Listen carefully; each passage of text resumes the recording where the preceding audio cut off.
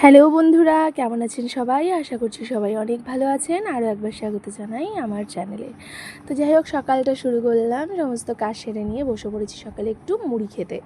রোজ দিন খাওয়া হয় না, তো যাই হোক আজকে আমি এখানে মুড়ি খাওয়ার জন্য নিয়ে নিয়েছি শসা কুচি, পেঁয়াজ কুচি, নিয়ে নিয়েছি ভুজিয়া, কিছুটা চানাচুর আর একটু ধনেপাতা কুচি। আর তার সঙ্গে আমি মিক্স করেছি, এর আগে আপনাদের একটা ভিডিওতে দেখিয়েছিলাম যে আমি লঙ্কার তেল আচার করেছি। তো সেই লঙ্কার তেল আচারটা একটু নিয়ে ভালো করে এভাবে মিক্স করে আমি এবার মুড়ি খেতে বসবো। তো যাই হোক, আপনারা কে কে এভাবে গুছিয়ে গাছিয়ে মুড়ি খেতে বাসেন বা মুড়ি খেতে ভালোবাসেন অবশ্যই কমেন্ট করে জানাবেন।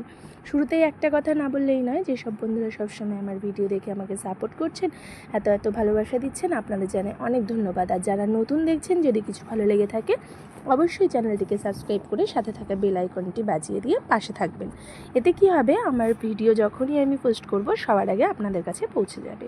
তো যাই হোক, এরপরে আমি চলে এসেছিলাম রান্নাঘরে। পাশে বসিয়ে দেওয়া হয়েছে ভাতটা আমি অলরেডি নামিয়েও নিয়েছি, কারণ ভাত হয়ে গেছে। আর সাইডে একটা কড়াই বেশ কিছুটা তেল গরম করে তার মধ্যে কয়েকটা শুকনো লঙ্কা দিয়ে ভেজে নিয়েছি। তো শুকনো লঙ্কা ভাজা হয়ে যাওয়ার পরে সেই তেলের মধ্যে সামান্য একটু 2-4টে জিরে দিয়ে দিলাম বেশ কিছুটা পেঁয়াজ কুচি, আর এর সঙ্গে আমি দিয়ে দেবো কিছুটা টমেটো কুচি।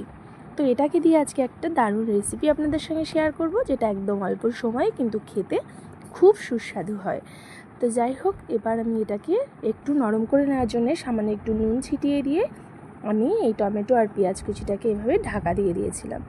2 মিনিট ঢাকা দেওয়ার পর পুরো সম্পূর্ণ নরম হয়ে গেছে। এতে কিন্তু জিনিসটা দারুণভাবে মিশে যাবে।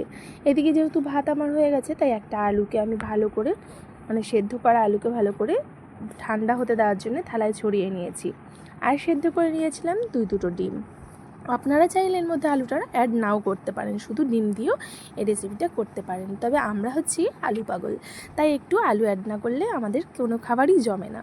তো যাই হোক, তার মধ্যে এবার একটু স্বাদ মতো লবণ নিয়ে, আর যে লঙ্কাগুলো ভেজে নিয়েছিলাম হাতের সাহায্যে লঙ্কাগুলোকে ভেঙে নিয়েছি, আর ওই আলুর মধ্যে নিয়ে নিলাম ভেজে রাখা টমেটো আর পেঁয়াজ কুচি। তার মধ্যে এবার ডিম দুটো ফাটিয়ে নিয়ে ভালো করে হাত দিয়েই মেখে নিতে হবে এই রেসিপিটা, কারণ এখানে হাত দিয়ে মাখলেই কিন্তু এর স্বাদটা দারুণ লাগে। আপনাদের কি মত জানাতে যেন ভুল করবেন না। তো এবার ভালো করে এভাবে হাতের সাহায্যে মেখে নিলেই কিন্তু রেডি হয়ে যাবে দারুণ স্বাদের ডিম ভর্তা, যেটা সকাল বা রাত গরম ভাত যারা খান, রাতে হোক বা সকালে হোক, সেদ্ধ ভাতের সঙ্গে কিন্তু দারুণ লাগবে খেতে। আর আপনাদের কেমন লাগলো আমাকে কিন্তু জানাতে ভুলবেন না বন্ধুরা।